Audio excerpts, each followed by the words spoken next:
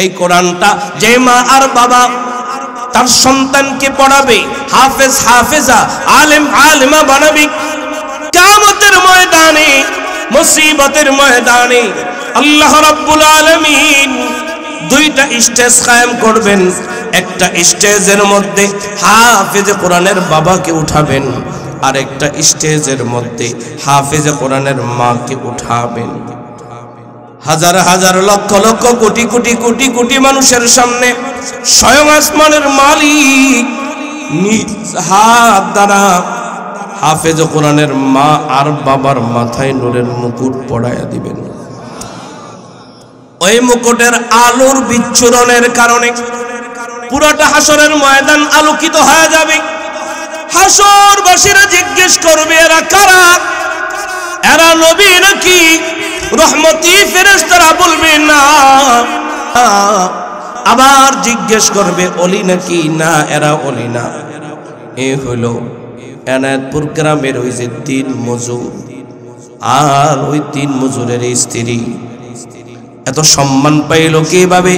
যে তারা তাদের সন্তানকে হাফেজ হাফেজা, আলেম আলেমা বানাইছে। তো ও হাফেজের বাবা, ও হইল হাফেজে কোরআনের মা। হাফেজে কোরআনের বাবা হইল লাভ, ঠিক কিনা? আমারে দেখতেছেন, আমি আপনাদের সামনে কোরআনের কথা বলতেছি।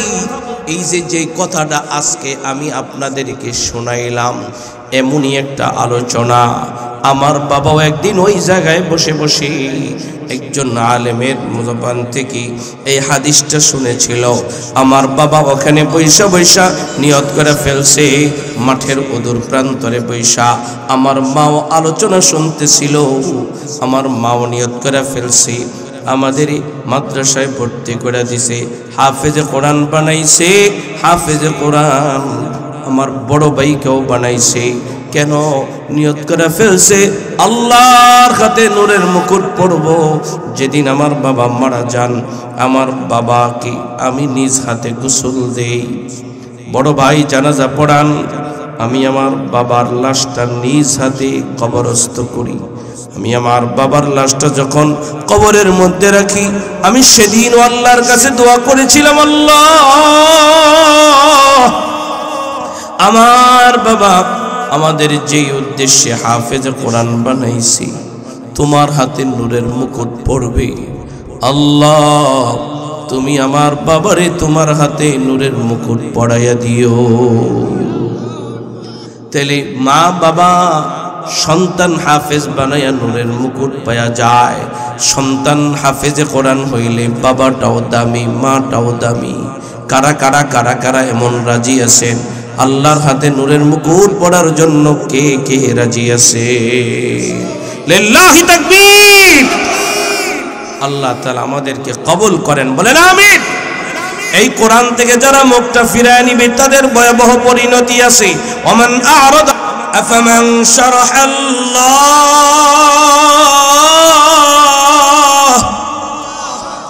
সাদরাহু লিল ইসলামি ফাহুয়া আলা নূরিম মির রাব্বিহি ফাওয়াইলুল লিল কাসিয়াতি কুলুবুহুম মিন যিকরিল্লাহ। আল্লাহু আকবার। আমরা ঈমান মুখে রাখবো না বুকে। যার ঈমান মুখে, ওর ঈমান টাকায় বিক্রি হয়, দলের কাছে বিক্রি হয়, চাঁদার কাছে বিক্রি হয়। যার ঈমানটা বুকে, জীবন যাবে তো কখনো ঈমান দিবে না, ঠিক কিনা? আল্লাহ আমাদেরকে ঈমানের সাথে মওত নসিব করুন, বলুন আমিন। কিয়ামতের ময়দানে যুবকের নেকি বদি ওজন দেওয়া আরম্ভ হয়ে গেছে। যুবকের নেকির পাল্লাটা হালকা, বদির পাল্লাটা ভারী। মাত্র একটা নেকির অভাবে, বলেন কয়টা নেকি? একটা নেকি। একটা নেকির অভাবে যুবকের নেকির পাল্লাটা হালকা, বদির পাল্লাটা ভারী। আল্লাহর পক্ষ থেকে ফয়সালা, যাও যুবক যাও, তোমার ঠিকানা জাহান্নাম। যুবক এবার জাহান্নামের দিকে যায়, ফিরে ফিরে মালিকের দিকে তাকায়। আল্লাহ যেন ডাক দিয়া বলেন, রে যুবক, কেন তুমি বারবারে তাকাও? আল্লাহ রাব্বুল আলামিন যুবক এবার ডাক দিয়া বলে, আল্লাহ, দুনিয়াতে শুনেছি আপনার নাম গফুর, আপনার নাম গফফার। আল্লাহ রাব্বুল আলামিন বলেন, রে যুবক, কি বলতে চাও? যুবক এবার ডাক দিয়ে বলে, আল্লাহ,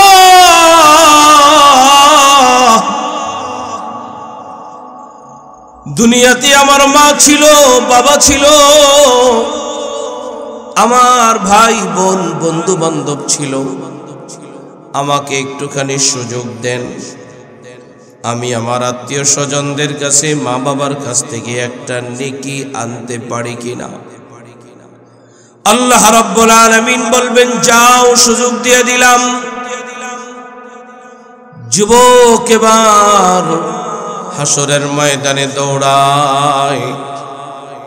দৌড়াইতে দৌড়াইতে বন্ধুর সাথে দেখা।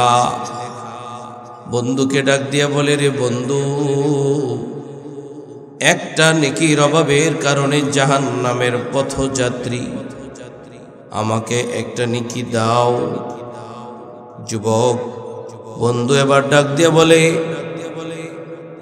তোমার জন্যে আমি দুনিয়াতে বহুবার আমার পকেট ফাঁকা করে দিয়েছি,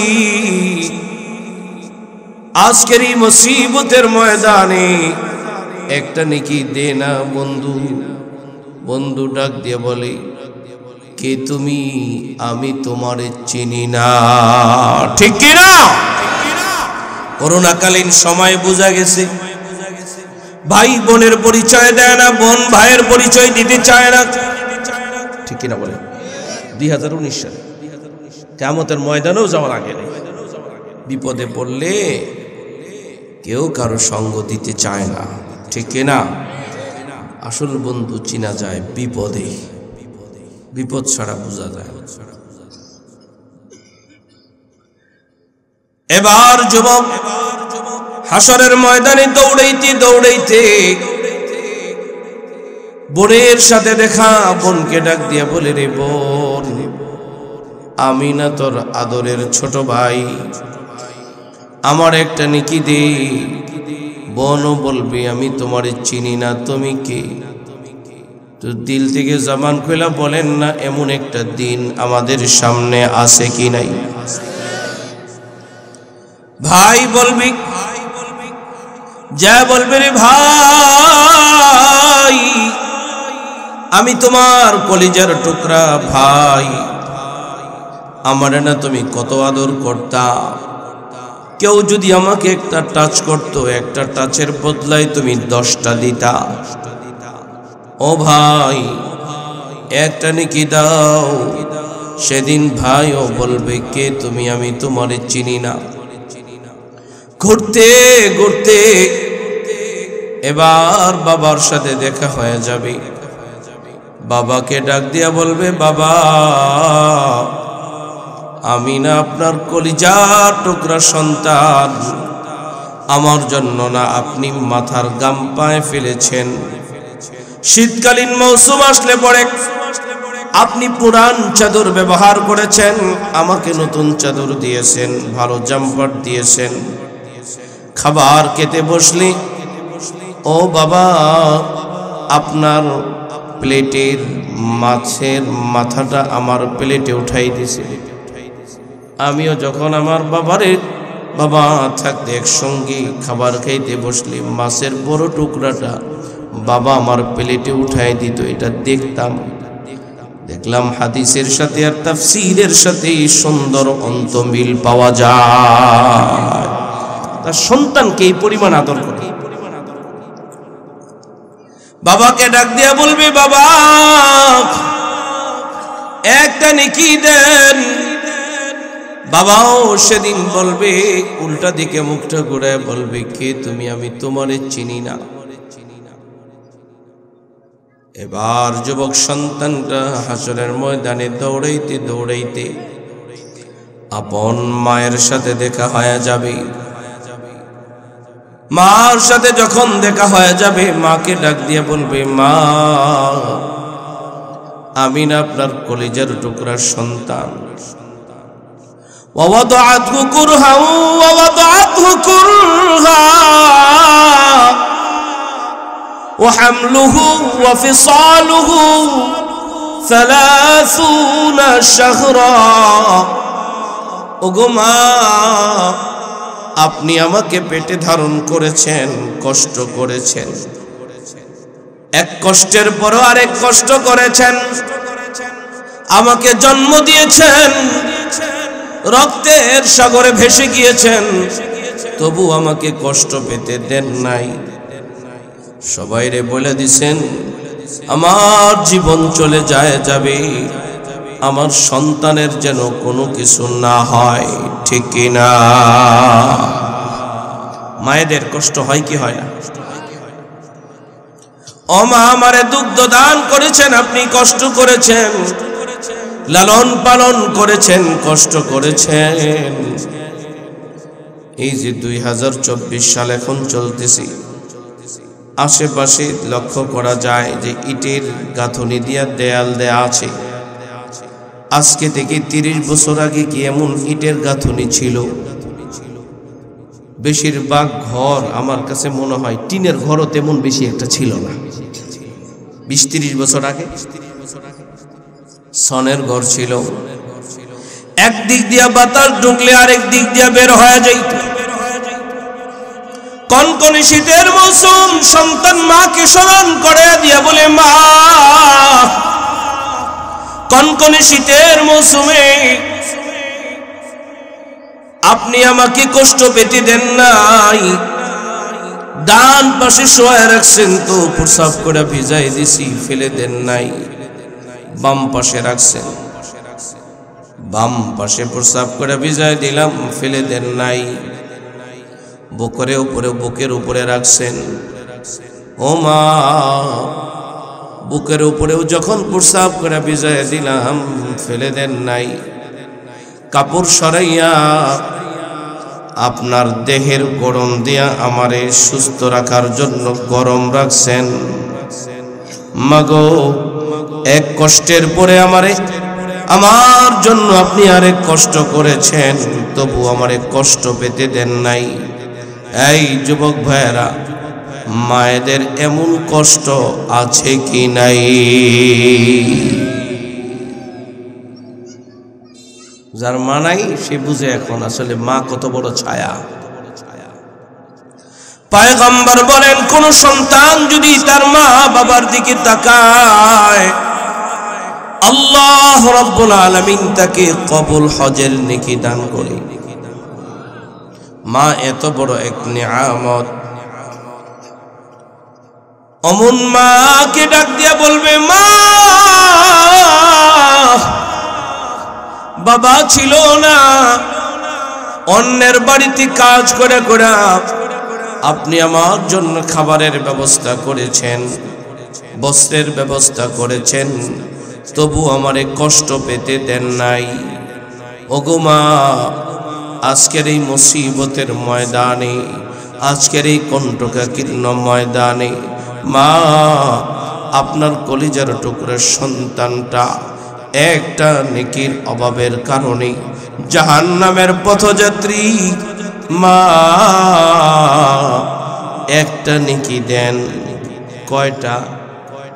কয়টা সন্তান মার কাছে ভিক্ষার ঝুলি তুলে দিছে, মা একটা নেকি দেন না। আপনি যদি একটা নেকি দেন, আপনার সন্তানটা জান্নাতে যাবে। আর যদি না দেন, আপনার কলিজার টুকরা সন্তানটা জাহান্নামের পথযাত্রী। সেই মুসিবতের ময়দানে মাও সেদিন বলবে, কে তুমি কে? আমি তোমারে চিনি না, দুনিয়াতে আমার বিবাহ হয় নাই, আমার কোনো সন্তান হয় নাই, মুখটা ঘুরাইয়া উল্টা দিকে ফিরা পলায়ন করতে থাকবে। এই যে হাসরের ময়দানের চিত্রটা আল্লাহ রাব্বুল আলামিন কোরআনুল কারীমে সূরাতুল আবাসার মধ্যে বলেন, ইয়াউমা ইয়াফিরুল মারউ মিন আখিহি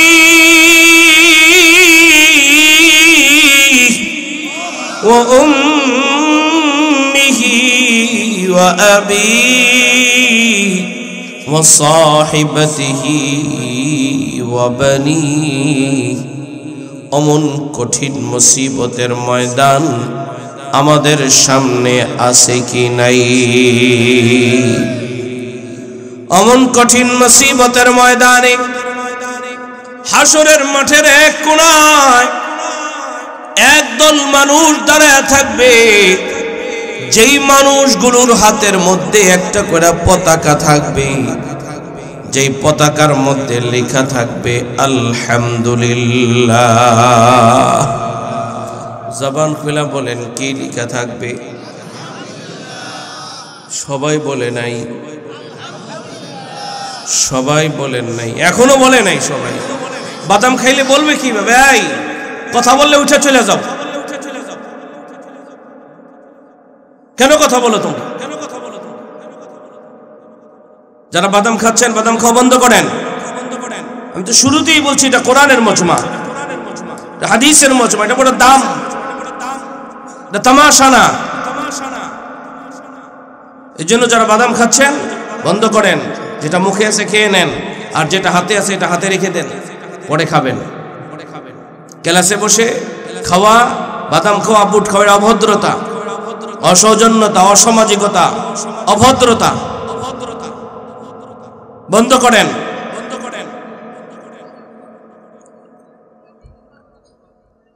ওই হাসরের ময়দানে মাঠের এক কোণার মধ্যে একদল রহমতের ফেরেশতা হবে, যাদের হাতের মধ্যে থাকবে পতাকা, আর পতাকার মধ্যে লেখা থাকবে আলহামদুলিল্লাহ। কি লেখা থাকবে? উপরে একটা সাইনবোর্ড লাগানো থাকবে, যেখানে লেখা থাকবে আলহামদুলিল্লাহ।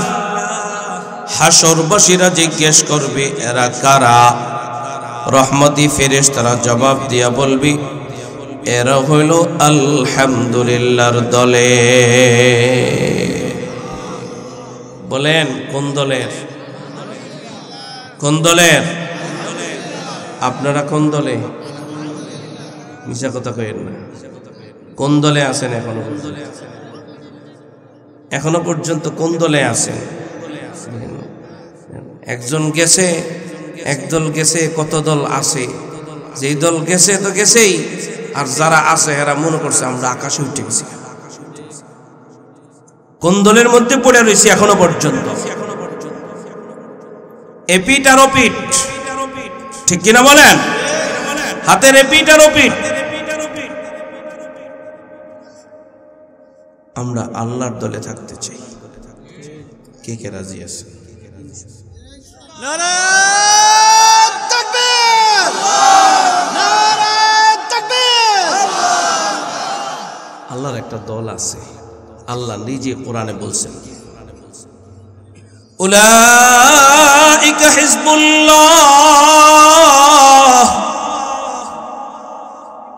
আল্লাহর একটা দল আছে, আলা ইন্না হিজবাল্লাহি হুমুল মুফলিহুন।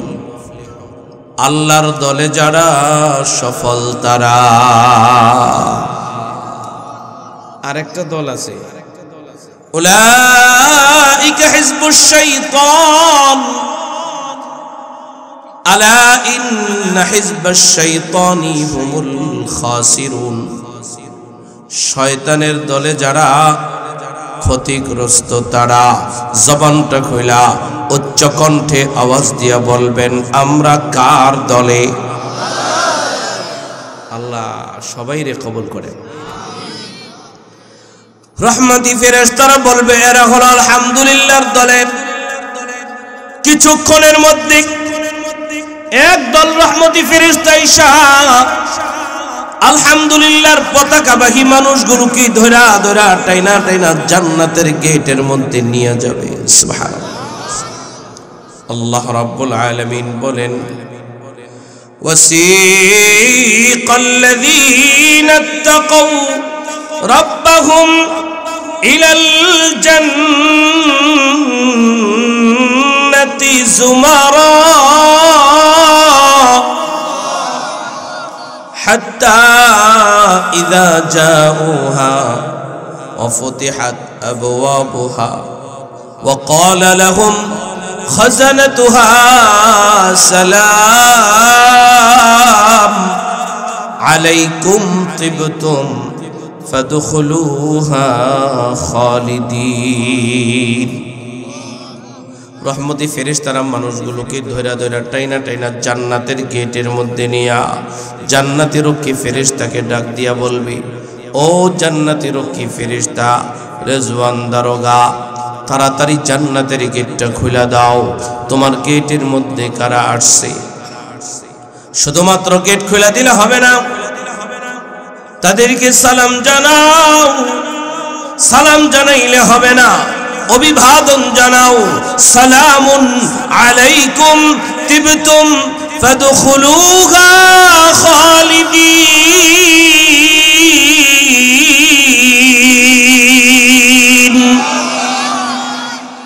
জান্নাতের গেটটা খুলে দেওয়া হবে, সালাম জানানো হবে, অভিবাদন জানানো হবে। আলহামদুলিল্লাহর সাইনবোর্ডধারী মানুষগুলো জান্নাতের ভিতরে প্রবেশ করে ফেলবেন।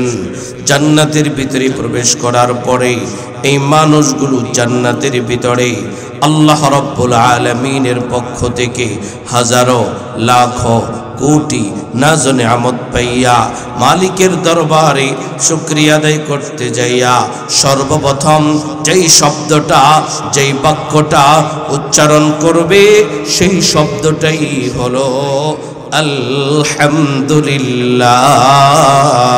আল্লাহ রাব্বুল আলামিন বলেন, ওয়াকালুল হামদুলিল্লাহ। আল্লাহু আকবার। তাহলে জান্নাতের সর্বপ্রথম শব্দ কি? মুফাসসিরিন কেরাম এই আয়াতের ব্যাখ্যায় লেখেন, দুনিয়াতে আলহামদুলিল্লাহ বলবে যারা, জান্নাতে আলহামদুলিল্লাহ বলবে তারা। সুবহানাল্লাহ কইতেন। শুধুমাত্র তারা জান্নাতে বলবে না, হাসরের ময়দানে আলহামদুলিল্লাহর সাইনবোর্ডধারী হইয়া রহমতি ফেরেশতার মাধ্যমে টাইনা টাইনা জান্নাতের গেটের মধ্যে যায়া জান্নাতি রক্ষী ফেরেশতার সালাম পাইয়া অভিবাদন পাইয়া জান্নাতে প্রবেশ করবে আর আলহামদুলিল্লাহ বলার সুযোগ পাওয়া যাবে। তাহলে জান্নাতে আলহামদুলিল্লাহ বলতে চাই কি চাই না? এক কথায় দুনিয়াতে আলহামদুলিল্লাহ বলবে যারা, জান্নাতে আলহামদুলিল্লাহ বলবে তারা, ঠিক কিনা? তাহলে আমার শুরু কথা এইভাবে কমপ্লিট 1 ঘন্টার ওয়াজ তো আপনাদের মুখস্থ থাকবে না। এই কথাটুকুন মুখস্থ করে নেন। আলহামদুলিল্লাহ বলবে যারা, বলেন আলহামদুলিল্লাহ বলবে যারা জান্নাতে যাবে তারা। আলহামদুলিল্লাহ বলবে যারা জান্নাতে যাবে তারা। আপনারা সবাই কেমন আছেন? ওই সবাই তো কইল না। সবাই কেমন আছেন? এই শুধু জুয়ানরা বলেন, বুড়ারা কেন না? কেমন আছেন? এবার বুড়ারা কোন কেমন আছেন? জুয়ান করতে নেই, এখন বুড়া গজ এখনো বেশি। তাহলে আমার এতক্ষণ আলোচনার নিমিত্তে 1 নম্বর সবক হলো, জীবনের চলতি পথে আমাকে আপনাকে কোনো ভাই যদি জিজ্ঞেস করে কেমন আছেন, কি বলবো? এখনই বলে না, এখনই বলে না। যেই ছাত্র ক্লাসে পড়ে না ও ক্লাসের বাইরে পারে না, ফেল, এখনই বলে না, ভাব ধরে বসে রয়েছে। আমাদের এলাকাতে, সব এলাকাতে কিছু বয়োজ্যেষ্ঠ থাকে, কিছু যুবক এরা ভাবে থাকে, আবার কিছু নানা দাদাও আছে গোমড়া বৈখ্যা, নাতিগুলোকে একটু হাসেও আছে না, হ্যাঁ একটু ভাব ধরেছে, একটু দামি মানুষ, একটু ভাব ধরে। ওই মিয়া, আল্লাহর নামের ক্ষেত্রে কোনো ভাব নাই, তো ফেসাদ করে লাভ কি? তো ভাব ধরে লাভ কি? নির্দ্বিধায় নিঃসংকোচে সমস্ত প্রশংসা কার? কেমন আছে? সবকটা দেখলাম ঠিক মতো আদায় হচ্ছে কি, কিন্তু এরপরেও দুই একজন বলে না, কারণ আমি ছোট বাচ্চাদের শিক্ষক, তো ছাত্ররা একসাথে বৈশা যখন পড়ে, সব ছাত্র পড়ে না, মাঝে মাঝে কথাও কয়, কায়দার দিকে তাকায় থাকে আর দুইজনে মিললে কথা কয়, গল্প করে। তো শিক্ষক এটা ঠোঁট নড়াটা, এটা কি পড়ার ঠোঁট নড়া নাকি কথা বলার ঠোঁট নড়া, এটা কিন্তু শিক্ষক বুঝে, ঠিক না? কোনটা পান খাওয়ার ঠোঁট নড়া আর কোনটা বাদাম খাওয়ার ঠোঁট নড়া, এটা আমি এখান থেকে বুঝি। কেমন আছেন? মনে থাকবে তো? এটা বাসায় নিবেন তো? আগামীকালকে সকালবেলা যারা চার দোকানে বসবেন, বৈশা এই ওয়াজটা করবেন। আলহামদুলিল্লাহ বলবে যারা, বলেন আলহামদুলিল্লাহ বলবে যারা। রাস্তার মোড়ে মোড়ে, বাস স্ট্যান্ডে, ঘরে ঘরে, পাড়ায় পাড়ায়, মহল্লায় মহল্লায়, যেখানেই দাঁড়াবেন সেখানেই এই আলোচনা করবেন। আলহামদুলিল্লাহ বলবে যারা, জান্নাতে যাবে তারা। আলহামদুলিল্লাহ বলবে যারা, জান্নাতে যাবে তারা। যেই যেই দল করে সে ওই দলের লোক বাড়াইতে চায়। আমরা আল্লাহর দল করি, আল্লাহর জান্নাতে যাওয়ার জন্য আমরাও দল বাড়ি করতে চাই, ঠিক কিনা? রাজি আছেন তো প্রচার করতে? ইনশাআল্লাহ, ইনশাআল্লাহ। আল্লাহ কবুল করেন, বলেন আমিন। একটা সবক আপনাদেরকে দিলাম, 2 নম্বর সবক। পয়গম্বর বলেন, প্রত্যেক দিন সকালবেলা যে ব্যক্তি 100 বার সুবহানাল্লাহ, 100 বার আলহামদুলিল্লাহ পড়বে, যে ব্যক্তি প্রত্যেক দিন বিকেল বেলা 100 বার সুবহানাল্লাহ, 100 বার আলহামদুলিল্লাহ পড়বে, আল্লাহ রাব্বুল আলামিন তাকে 100 কবুল হজের নেকি দান করবেন। এটা 2 নম্বর ফজিলত, আবার 2 নম্বর সবক। তাহলে আপনাদেরকে আমি 2টা সবক দিলাম, মনে থাকবে তো ইনশাআল্লাহ? আর ফজিলত আমি এখন আর বলবো না, কারণ আলহামদুলিল্লাহর ফজিলত বলতে গেলে সারা রাত চলে যাবে, ঠিক কিনা? কোরআনুল কারীমের প্রথম সূরা সূরাতুল ফাতিহা, প্রথম আয়াত, আলহামদুলিল্লাহি রাব্বিল আলামিন, আছে কিনা? আর এই সূরার তাফসীরে মুফাসসিরিন ইকরাম একটা হাদিস উল্লেখ করেছেন, ক্বালান নবিয়্যু সাল্লাল্লাহু আলাইহি ওয়াসাল্লাম, আফদালুদ দুআই আলহামদুলিল্লাহ, সর্বোত্তম দোয়া হলো আলহামদুলিল্লাহ। ও আফজালুদ যিকরি লা ইলাহা ইল্লাল্লাহ, লা ইলাহা ইল্লাল্লাহ, সর্বোত্তম জিকির হলো লা ইলাহা ইল্লাল্লাহ। আপনার জীবনে যত নামাজ পড়েছেন, ফরজ, ওয়াজিব, সুন্নাত, মুস্তাহাব, নফল, ভবিষ্যতে যত নামাজ পড়বেন, প্রত্যেক নামাজের প্রত্যেক রাকাতে রাকাতে আলহামদুলিল্লাহ আছে কি নেই? আমার আগে যারা এই চেয়ারে বসছেন প্রত্যেকেই আলহামদুলিল্লাহ বলতে বলছেন কি বলেন নাই? কিয়ামত পর্যন্ত যারা এমন মাহফিলের স্টেজে বসবে সবাই আলহামদুলিল্লাহ বলতে বলবে কি বলবে না? আপনার মসজিদের খতিব সাহেব প্রত্যেক জুমাবারে আলহামদুলিল্লাহ বলতে বলে কি বলে না? বোঝা যায় আলহামদুলিল্লাহর গুরুত্ব আছে কি নাই। মাদ্রাসায় পড়লে এই আলহামদুলিল্লাহ শিখায়, আলহামদুলিল্লাহ শিখায়, থাক থাক থাক। মাদ্রাসায় পড়লে এই আলহামদুলিল্লাহ শিখায়, ঠিক না? আলহামদুলিল্লাহর কি ফজিলত? আলহামদুলিল্লাহ বললে জান্নাতে যাওয়া, তার মানে মাদ্রাসায় পড়লে জান্নাতে যাওয়ার মন্ত্র শিখানো হয়, ঠিক কি না? আল্লাহ জানে কোন দিকে যাবেন, ইসকনের দিকে যাবেন না মাদ্রাসার দিকে যাবেন। ইসকন জাহান্নামের দিকে টানে, উগ্রবাদীর দিকে টানে, জঙ্গিবাদের দিকে টানে, ঠিক কিনা? আর মাদ্রাসা শান্তির দিকে টানে, জান্নাতের দিকে টানে, আল্লাহর দিকে টানে। আল্লাহ আমাদেরকে কবুল করেন, বলেন আমিন। তাহলে দুইটা সবক আমি আপনাদের কাছে দিলাম। আমি খুতবার মধ্যে যে আয়াত তেলাওয়াত করেছি ওই আয়াত থেকে কিছু আলোচনা করব কি? আউযু বিল্লাহি মিনাশ শাইতানির রাজীম। বিসমিল্লাহির রহমানির রহিম।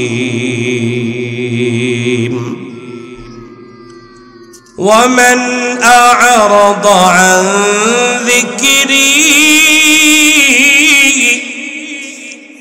فإن له معيشة ضنكا ونحشره يوم القيامة أعمى।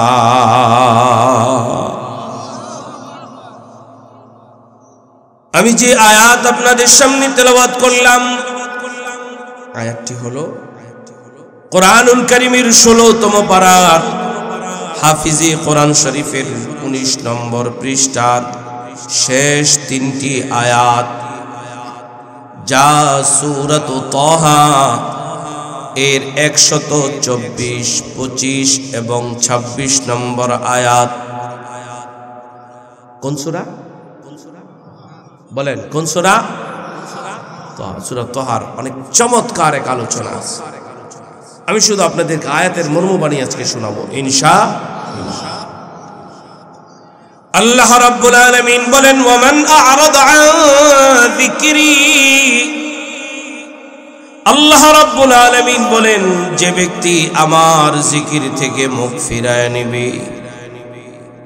বলেন না কার জিকির? আওয়াজ হয় নাই, আরো জোরে বলেন। হইল আল্লাহ আল্লাহ আল্লাহ, এটা হইল? খুইলা বলেন, মুখটা খুইলা বলেন কার? দাদারা আপনারা একটু জোরে কইেন, আল্লাহ আপনাদের জোরটুক কইবেন যে আপনারা দুর্বল না। আল্লাহর নাম নিলে জোশ বেড়ে যায়, শক্তি বেড়ে যায়, ইমানি জোশ বাড়ায় দেন কে? জুয়ানরা তো পারে, যেটা দেখাই দিছে জুয়ানরা, ঠিক না? যেটা মানুষ কল্পনাও করে নাই, যুবকরা দেখাই দিছে। সবাই মনে মনে চিন্তা করছে, মরণের আগে দেখি কি দেখি না, দেশের কি অবস্থা দেখি কি দেখি না, চিন্তা করছে অনেক। তো বুড়ারা যে এই দৃশ্য দেখবে দেশের, এটা কি ভাবছে? তাহলে জোয়ান বেড়া, তোমরা যেমন পারো, তোমরা যেমন রাস্তায় পড়ো, আল্লাহর নাম নিতেও তোমরা পারো। আল্লাহর নামটা, আসমানের মালিকের নামটা বলো, জিকির কা। এত বছর তো আমরা দেখলাম এক একজনের জিকির করে, ঠিক না? কিছুদিন আগে তো আমরা দেখলাম কেউ বাবার জিকির করে,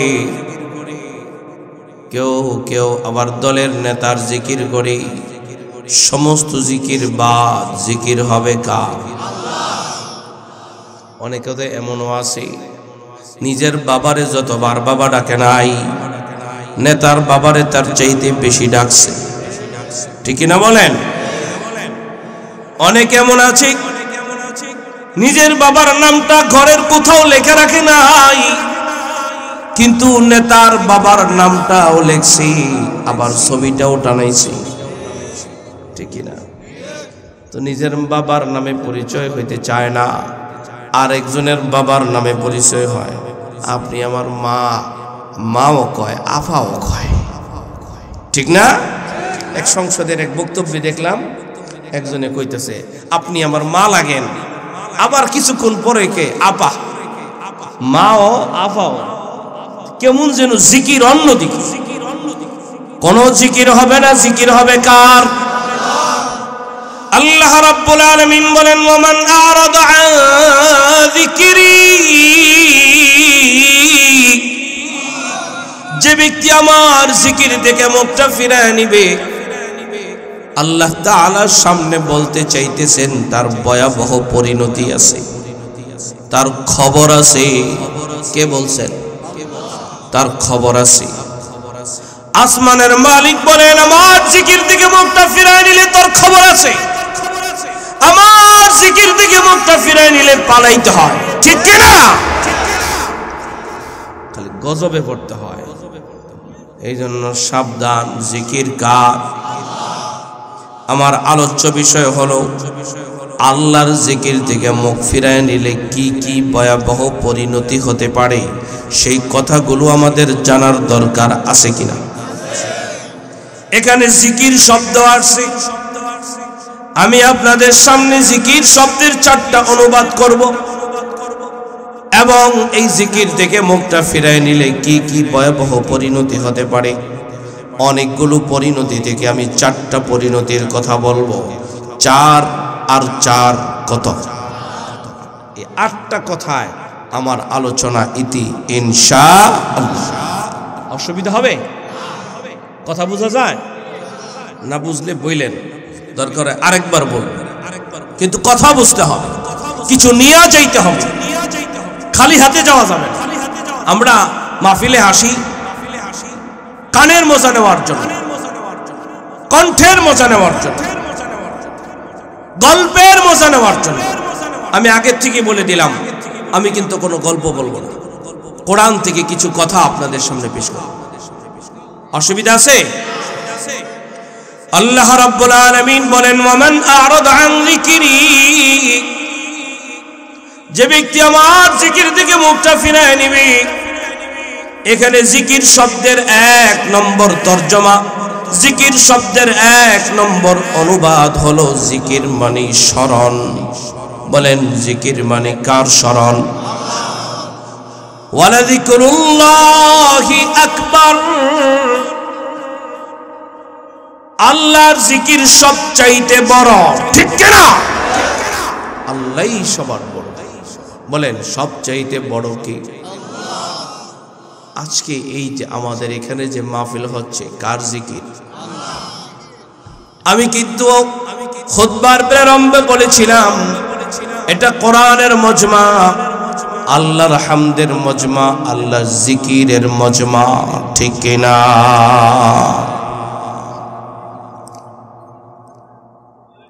আল্লাহ রাব্বুল আলামিন বলেন ওয়াজকুর ইসমা রাব্বিক, তুমি তোমার রবের নামের জিকির করো। বলেন না দিল থেকে আমাদের রবের নাম কি? দিল থেকে বলেন নাকি? আল্লাহ রাব্বুল আলামিন বলেন ইয়া আইয়ুহাল্লাযীনা আমানু যকুরুল্লাহ, ও ঈমানদারেরা আল্লাহর জিকির করো। বলেন না কার জিকির? কতবার করবা, কতবার করবা? আল্লাহ নিজেই বলে দিতেছেন যিকরান কাসীরা, অনেকবার। বলেন কতবার? যার কোনো সংখ্যা নাই, যার কোনো আদত নাই, যার কোনো হিসাব নাই, অনেকবার অনেকবার, বারবার বারবার। কার নাম? আল্লাহকে যদি বলেন আল্লাহ, কখন কখন তোমারে ডাকবো? আল্লাহ রাব্বুল আলামিন বলেন ওয়াসাব্বিহুহু বুকরাতাও ওয়া আসীলা। আল্লাহ তাআলা বলেন সকাল বেলাও আমার নাম, বিকেল বেলাও আমার নাম। জবান খুলে বলেন সকাল বেলা কার নাম? সবাই বলেন না কেন? বলেন না কেন? কার নাম? বিকেল বেলা কার নাম? আমার এই বয়ান কি মহিলারা শুনতেছে? আল্লাহ রাব্বুল আলামিন কি যদি বলেন আল্লাহ, কোন কোন অবস্থায় তোমারে ডাকবো? আল্লাহ রাব্বুল আলামিন বলেন আল্লাযীনা ইয়াযকুরুনাল্লাহা কিয়ামান ওয়া কুউদান ওয়া আলা জুনুবিহিম। আল্লাহ রাব্বুল আলামিন বলেন, রে গোলাম, দাঁড়ায়া থাকবি তো আমার নাম, বসে থাকবি তো আমার নাম, শুয়া থাকবি তো আমার নাম। এক কথায় সর্ব অবস্থায় কার নাম? মনে থাকবে? আমি বানায় বানায় কইছি, হুজুররা আছে, ভুল হইলে ধরে, ভুল হইলে যদি হুজুররা না ধরে তাহলে হুজুররা দায়ী থাকবে। কি করবে? আল্লাহ রাব্বুল আলামিনকে যদি বলেন আল্লাহ, আর কখন কখন তোমারে ডাকবো? আল্লাহ রাব্বুল আলামিন বলেন, ফাসবির আলা মা ইয়াকুলুনা ওয়াসাব্বিহ বিহামদি রাব্বিক ক্বাবলা তুলুইশ শামসি ওয়া ক্বাবলা গুরুবিহা। সূর্য ওঠার আগে আল্লাহর নাম, সূর্য ডোবার পরেও কার নাম? ومن آناء الليل,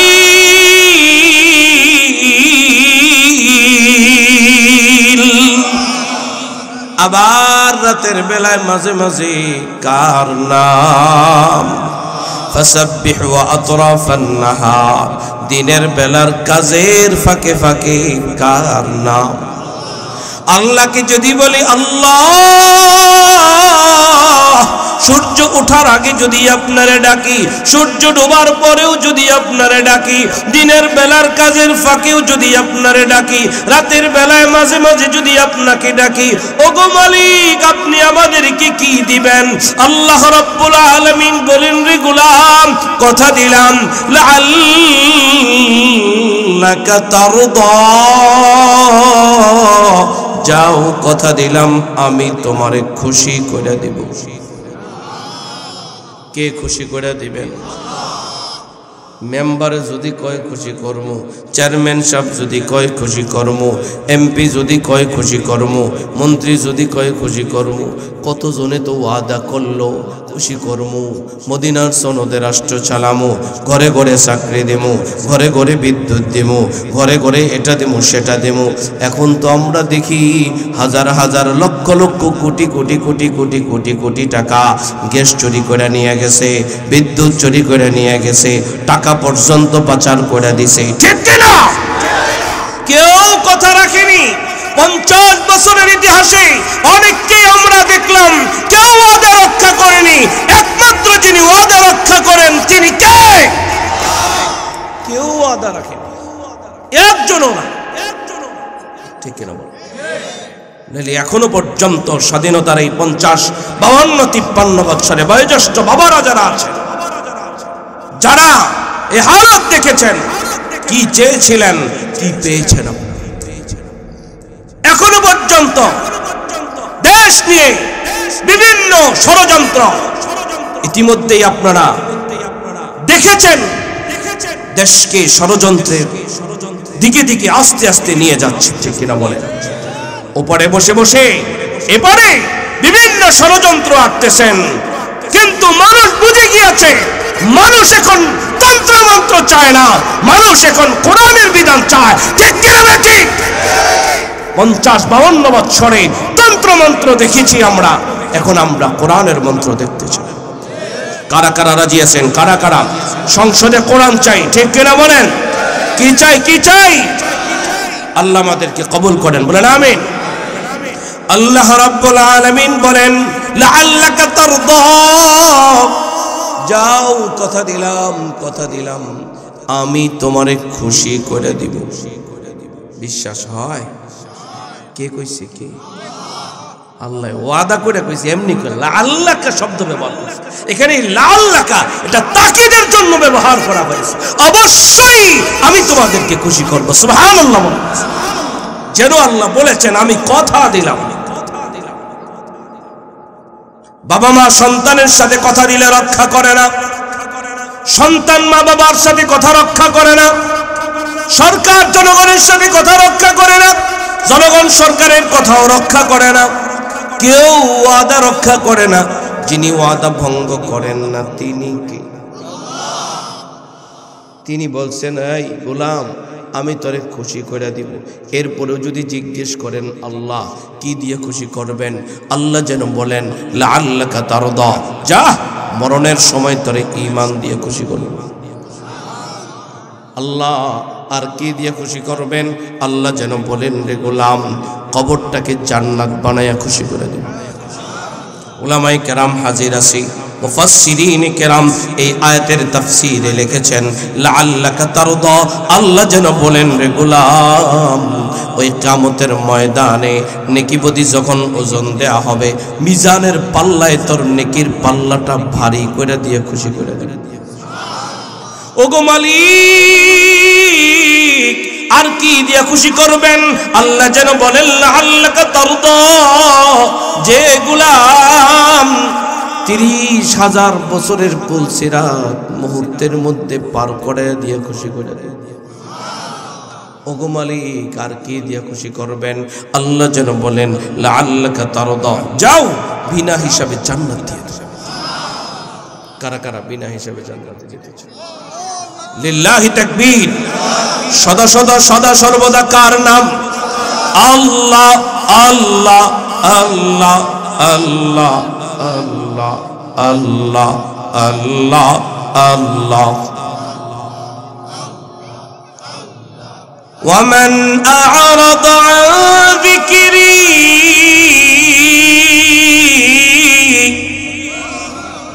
যে ব্যক্তি আমার জিকির থেকে মুখটা ফিরায় নিবে।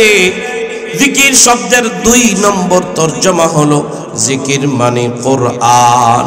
বলেন জিকির মানে, বলতে হবে। আমি মুখস্থ পড়াইতে বলছি, আমি কিন্তু এখানে বক্তব্য দিতে আসি নাই। নিয়ত করি কইছি না আমি পড়াবো, তাহলে পড়েন না কেন?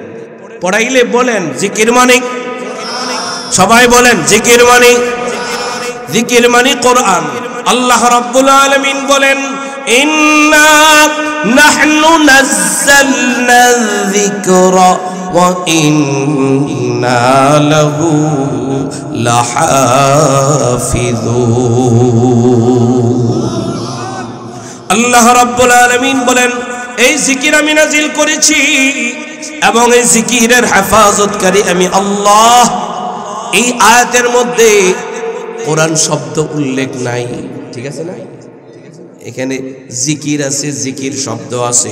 মুফাসসিরিন কেরাম এই জিকির মানে এখানে তরজমা করেছেন কোরআন। বলেন জিকির মানে, বলেন জিকির মানে কোরআন। এই কোরআন আমি নাজিল করেছি, এই কোরআনের হেফাজতকারী আমি আল্লাহ। বলেন কোরআনের হেফাজতকারী কে? তাহলে আমরা আরেকটা তরজমা পাইলাম, জিকির মানে কোরআন, জিকির মানে। তাহলে আয়াতের তরজমাটা এইভাবে, ওয়ামান আ'রাদা আন যিকরি, যে ব্যক্তি কোরআন থেকে মুখটা ফিরায় নিবে তার খবর আছে, তার ভয়াবহ পরিণতি আছে। আমরা কোরআন থেকে মুখটা ফিরাবো,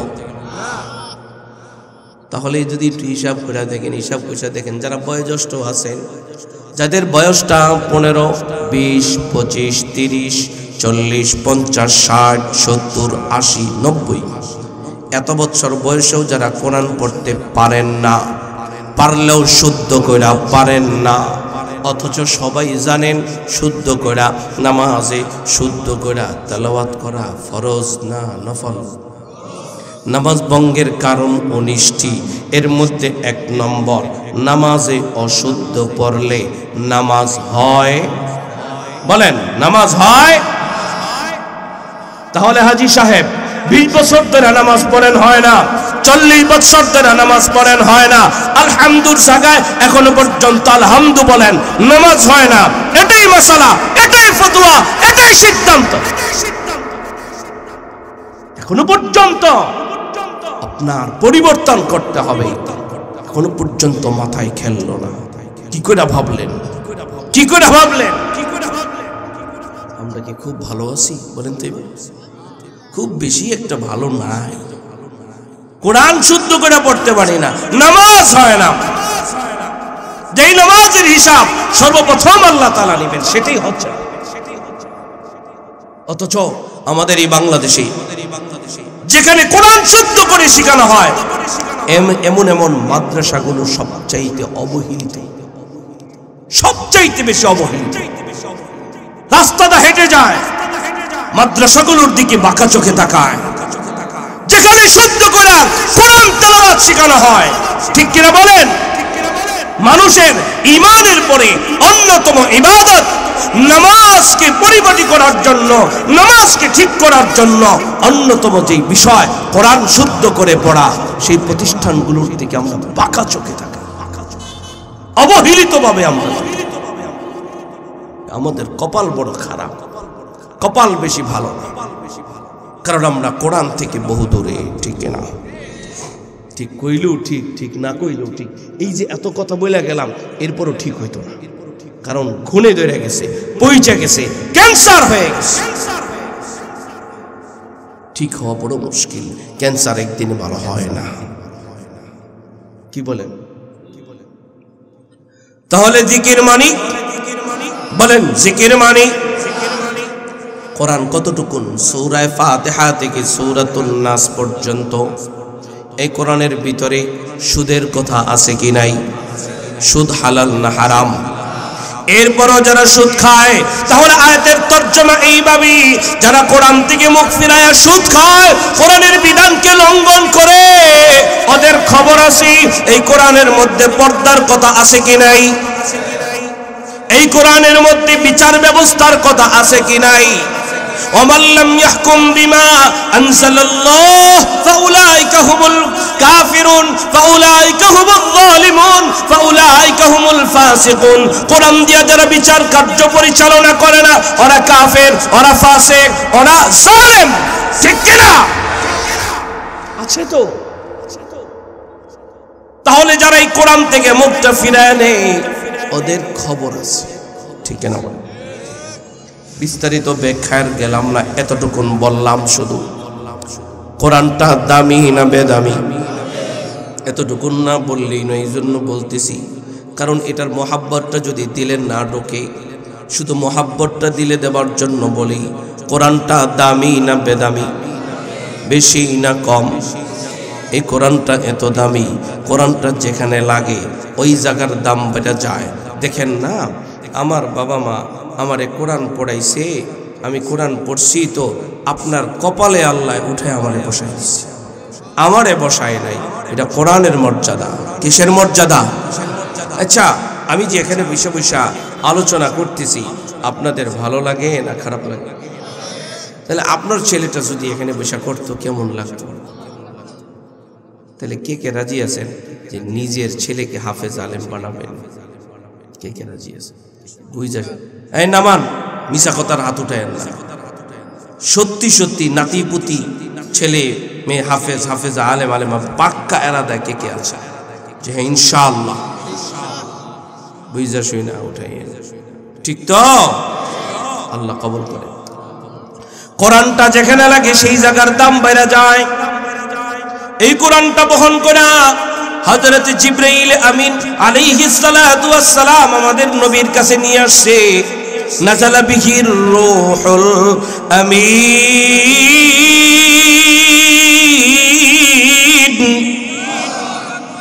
যেই ফেরেশতা কোরআন বহন করে নবীজির কাছে আনছেন, তো অমন ফেরেশতা ফেরেশতাদের সেরা। ঠিক কি না?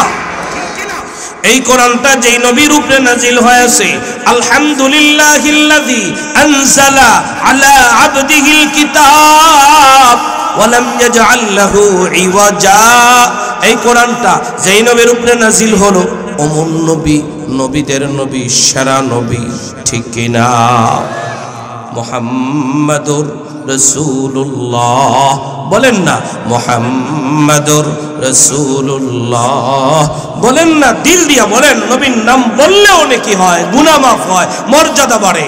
মুহাম্মাদুর রাসূলুল্লাহ, মুহাম্মাদুর রাসূলুল্লাহ, মুহাম্মাদুর রাসূলুল্লাহ সাল্লাল্লাহু আলাইহি ওয়াসাল্লাম। এই কোরআনটা যে শহরে নাজিল হয়েছে, লা উকসিমু বিহাযাল বালাদ। আবার জিজ্ঞেস করবে অলি নাকি? না, এরা অলি না। এ হলো এনায়েতপুর গ্রামের ওই যে 3 মজুর, আর ওই 3 মজুরের স্ত্রী এত সম্মান পাইল কিভাবে? যে তারা তাদের সন্তানকে হাফেজ হাফেজা আলেম আলেমা বানাইছে। তো ও হাফেজের বাবা, ও হইল হাফেজে কোরআনের মা। হাফেজে কোরআনের বাবা হইল লাভ, ঠিক কিনা? আমারে দেখতেছেন, আমি আপনাদের সামনে কোরআনের কথা বলতেছি। এই যে কথাটা আজকে আমি আপনাদেরকে শোনাইলাম, এমনই একটা আলোচনা। আমার বাবাও একদিন ওই জায়গায় বসে বসে একজন আলেমের মুজবান থেকে এই হাদিসটা শুনেছিল। আমার বাবা ওখানে বৈশা বৈশা নিয়ত করে ফেলছে, মাঠের অদূর প্রান্তরে বৈশা আমার মাও আলোচনা শুনতেছিল। আমার মাও নিয়ত করে ফেলছে, আমাদের মাদ্রাসায় ভর্তি করে দিছে, হাফেজে কোরআন বানাইছে। হাফেজে কোরআন আমার বড় ভাইকেও বানাইছে। কেন? নিয়ত করে ফেলছে আল্লাহর হাতে নূরের মুকুট পড়ব। যেদিন আমার বাবা মারা যান, আমার বাবাকে আমি নিজ হাতে গোসল দেই, বড় ভাই জানাজা পড়ান, আমি আমার বাবার লাশটা নিজ হাতে কবরস্থ করি। আমি আমার বাবার লাশটা যখন কবরের মধ্যে রাখি, আমি সেদিন আল্লাহর কাছে দোয়া করেছিলাম, আল্লাহ আমার বাবা আমাদের যেই উদ্দেশ্যে হাফেজে কোরআন বানাইছি, তোমার হাতে নূরের মুকুট পড়বে, আল্লাহ তুমি আমার বাবারে তোমার হাতে নূরের মুকুট পড়াইয়া দিও। তাহলে মা বাবা সন্তান হাফেজ বানাইয়া নূরের মুকুট পাওয়া যায়। সন্তান হাফেজে কোরআন হইলে বাবাটাও দামি, মাটাও দামি। কারা কারা কারা কারা এমন রাজি আছেন আল্লাহর হাতে নূরের মুকুট পড়ার জন্য? কে কে রাজি আছে? লিল্লাহি তাকবীর। আল্লাহ তাআলা আমাদেরকে কবুল করেন, বলেন আমিন। এই কোরআন থেকে যারা মুখটা ফিরায় নিবে তাদের ভয়াবহ পরিণতি আছে। ওমান আ'রাদ আন যিকরি, যে ব্যক্তি আল্লাহর জিকির থেকে মুখটা ফিরায় নিবে। জিকিরের ৩ নম্বর তরজমা হলো জিকির মানে নামাজ। বলেন জিকির মানে, সবাই বলেন জিকির মানে আকিমিস সালাতা লিযিকরি। জিকির মানে, আচ্ছা নামাজ কয় ওয়াক্ত পড়বেননি? যদি না পড়েন আল্লাহ কয় আমার নামাজ থেকে যে ব্যক্তি মুখটা ফিরায় নেয় তার খবর আছে, ভয়াবহ পরিণতি আছে। নামাজ কয় ওয়াক্ত? ফরজ না নফল? এই ফরজ না নফল? তাহলে সাদা সিধা কথা যারা বয়োজ্যেষ্ঠরা বলে থাকেন ৫ ওয়াক্ত নামাজ ফরজ। বলেন ৫ ওয়াক্ত নামাজ যার যার গরজ, যার যার গরজ। ৫ ওয়াক্ত নামাজ যার যার। এত ঠিকানা আপনার আরেকজনের ডাইকে নিব। আপনার কবরে আপনি যাবেন, আমার কবরে আমি যাব। একটু ডাকি কেন? নবীজি ডাকছে, এই দায়িত্ব পালন করি আর কি। ডাকলে আপনি নামাজ পড়লে আমি একটু নেকি পাবো, আমার লাভ। ডাকলে যার যার লাভ, কিন্তু নামাজ ফরজ যার যার। যদি আপনি নামাজ না পড়েন, আপনি আপনার নবীকে জিজ্ঞেস করেন, পয়গম্বরকে জিজ্ঞেস করেন, ও পয়গম্বর আমি যদি নামাজ না পড়ি আমার ব্যাপারে কোনো ফয়সালা আছে কিনা? আপনার নবী আপনাকে বলে লা ঈমানা লিমান লা সালাতা লাহ, নামাজ নাই যার ঈমান নাই তার। বলেন নামাজ নাই, ঈমান নাই। উলামায়ে কেরাম এখানে উপস্থিত আছে। লাকে লাইনু ফি কামাল দ্বারা ব্যাখ্যা করে মুহাদ্দিসিনে কেরাম তরজমা লেখেন পরিপূর্ণ ইমানদার নয়, তাও আবার ব্র্যাকেটে লেখে। কিন্তু সরল তরজমা লিখতে গেলে বলতে গেলে এটাই বলতে হয়, নামাজ নাই যার ঈমান নাই। পড়বেন নামাজ, পড়বেন পড়বেন পড়বেন পড়বেন পড়বেন পড়বেন ইনশাআল্লাহ ইনশাআল্লাহ ইনশাআল্লাহ। এরপরও যদি জিজ্ঞেস করেন পয়গম্বর নামাজ না পড়লে আরো কোনো ব্যাপারে সিদ্ধান্ত আছে কিনা? আপনার নবী আপনাকে বলে মান তারাকাস সালাতা মুতাআম্মিদান ফাকাদ কাফারা, ইচ্ছা করে নামাজ পড়ে না যারা, কুফরি করে তারা। আস-সালাতু ইমাদুদ্দিন, নামাজ হলো ধর্মের খুঁটি, ইসলামের খুঁটি, দ্বীনের খুঁটি। ঠিক? মান আকামাহা ফাকাদ আকামাদ-দ্বীন ওয়া মান তারাকাহা ফাকাদ হাদামাদ-দ্বীন। নামাজ যারা পড়ে তারা দ্বীনের খুঁটি ঠিক রাখে, নামাজ যারা পড়ে না দ্বীনের খুঁটি তারা ধ্বংস করে দেয়। দ্বীনের খুঁটি ধ্বংস করে দিয়া মুসলমান থাকা যায় না। তাহলে আজকে থেকে সিদ্ধান্ত, আল্লাহ আমারে বেঈমান কয় নামাজ না পড়লে, নবীও আমারে বেঈমান কয় নামাজ না পড়লে। না, আমি বেঈমান হইয়া বাঁচতে চাই না। বাঁচবো তো ইমানদার হইয়া বাঁচবো, মরবো তো ইমানদার হইয়া মরবো ইনশাআল্লাহ। এই পুরা ভরা ময়দান থেকে আমি 10টা যুবকের হাত চাই যারা ফজর পড়লে জোহর পড়ে না, জোহর পড়লে আসর পড়ে না, আসর পড়লে মাগরিব পড়ে না, মাগরিব পড়লে ইশা পড়ে না, একদিন পড়লে 2 দিন পড়ে না, মাঝে মাঝে পড়লে মাঝে মাঝে পড়ে না।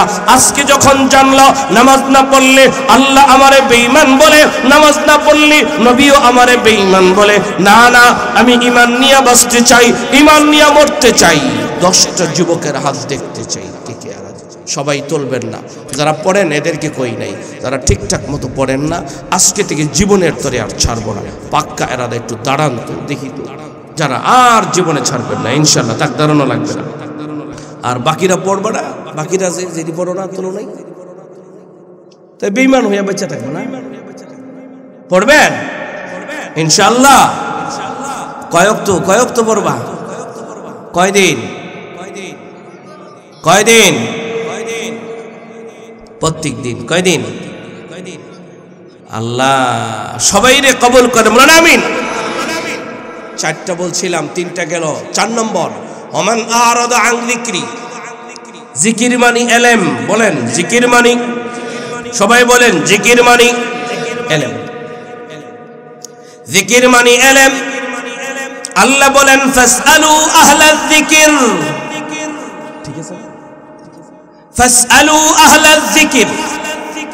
আল্লাহ নিজেই বলছেন, এই তোমরা আহলে জিকিরের কাছে জিজ্ঞেস করো।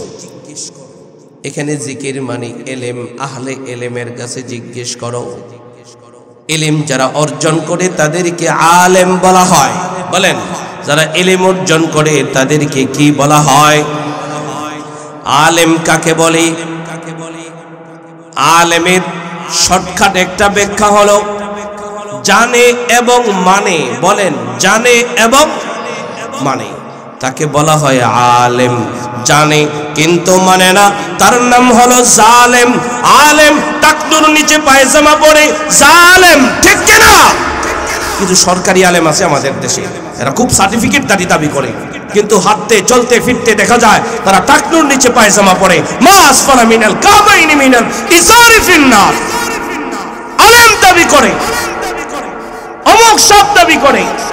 ভালো করে মনে রাখবেন, টাকনুর নিচে পায়জামা পরে আলেম দাবি করে, ওরা আলেম নামে জালেম। মনে থাকবে তো ইনশাআল্লাহ। আলেম পর্দা করে না, জালেম। আলেম সুদের সাথে জড়িত, জালেম। মনে থাকবে, বিস্তারিত আর কইলাম না, বুঝবেন তো? আকলমন্দ ইশারা কাফি হায়, জ্ঞানী যারা ইশারায় বুঝে দেয়।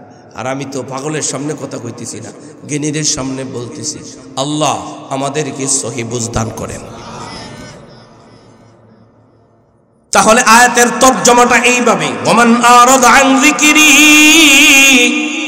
যে ব্যক্তি আলেমদের থেকে মুখটা ফিরায় নিবে তাদের খবর আছে, ঠিক কিনা? আলেমদের সাথে এখানে আরো কিছু জড়িত। জিকির শব্দের আরো তরজমার ব্যাখ্যা আসলে মসজিদ, মাদ্রাসা, শিআরে ইসলাম সবগুলো আইসা যায়। তাহলে আয়াতের তরজমা এইভাবে, যে ব্যক্তি আল্লাহর জিকির থেকে মুখটা ফিরায় নেয়, যে ব্যক্তি কোরআন থেকে মুখটা ফিরায় নেয়, যে ব্যক্তি নামাজ থেকে মুখটা ফিরায় নেয়, যে ব্যক্তি আলেম ওলামা মসজিদ মাদ্রাসা থেকে মুখটা ফিরায় নেয়, তাদের খবর আছে, ঠিক কিনা? চার কথা শেষ। এবার পরিণতির চারটি কথা। নম্বর 1, যারা আল্লাহর জিকির থেকে মুখটা ফিরাবে, কোরআন থেকে মুখটা ফিরাবে, নামাজ থেকে মুখটা ফিরাবে, আলেম ওলামা মসজিদ মাদ্রাসা থেকে মুখটা ফিরিয়ে নেবে, তাদের 1 নম্বর ভয়াবহ পরিণতি হলো ফাইন্না লাহু মাঈশাতান দনকা। তাদের 1 নম্বর ভয়াবহ পরিণতি হলো আল্লাহ তাআলা তাদের জীবনটাকে সংকীর্ণ করে দিবেন।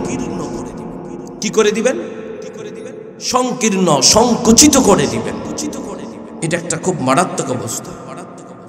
হুজুর এত কিছু কামাই করি কিন্তু সংসার চলে না, বলে না হতাশা, হতাশা, নিরাশা, ঠিক কিনা?